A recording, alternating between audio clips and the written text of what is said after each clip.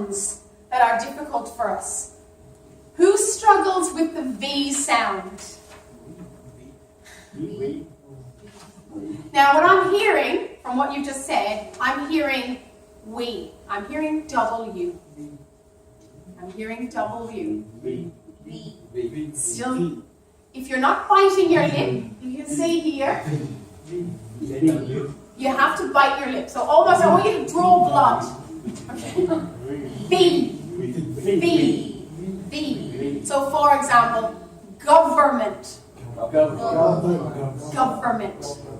Government. Yes, exactly. That's exactly what you need to do. The teeth right out, just like it shows here. The teeth actually biting the bottom lip.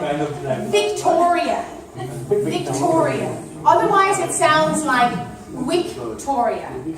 Yeah. Victoria. Victoria.